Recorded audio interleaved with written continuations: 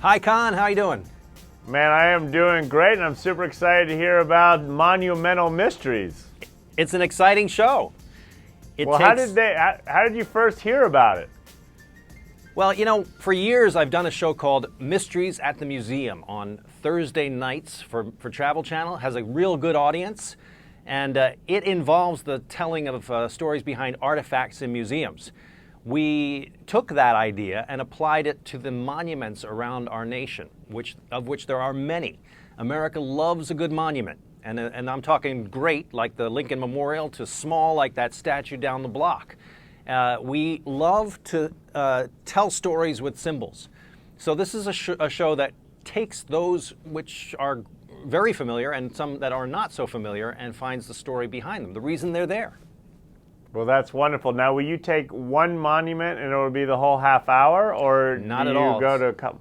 It's an hour-long show, and it's got 6 stories within each show. So, in the course of the first episode, there's some 75 or more segments, and so you end up, you know, in the TV business we call it takeaway. Somebody takes away from our show amazing stories that they thought they understood, and we find the thing that they didn't.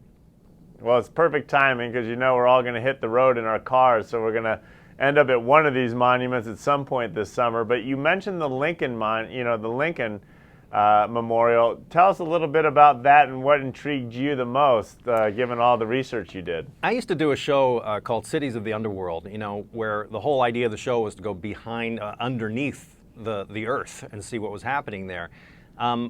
In Washington, D.C., and including the Lincoln Memorial, people look at these things as pictures, as postcard images.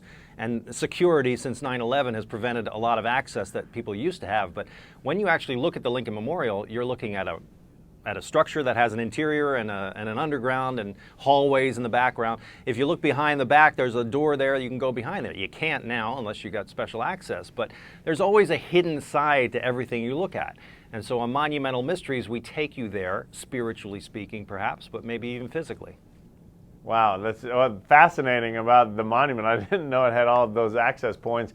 But let's now talk about one of the more unique monuments that you uncovered that you're like, Conn, at some point you have to go and see this in person.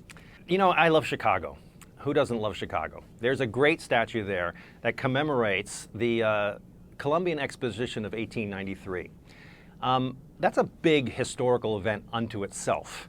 And I, for one, as I imagine most people, think that statue merely suggests that event. But indeed, we take it to another place, which is the World's Fair, 1893 World's Fair, was also the scene of America's first serial murderer, okay? This horrific man named Dr. H.H. Holmes. There was a great book written a few years ago about him. So we take a very familiar, this is typical of the show, taking a very familiar object that many people, certainly Chicagoans, would know, but talk about what's behind there. Congratulations on your success. And given that success, what advice would you give to others pursuing their dreams? I can only tell you my own secret, which was just keep following your passion. If you do that, then people recognize you.